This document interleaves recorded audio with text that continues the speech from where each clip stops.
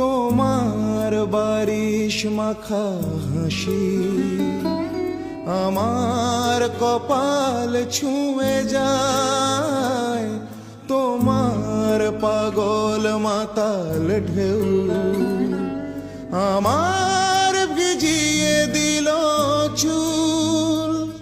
আমাকে অবাক করে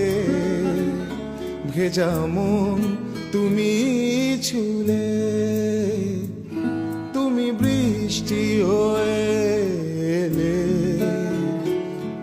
আজ শিউলি ফোটা দিনে, ওই রিমঝিমেরি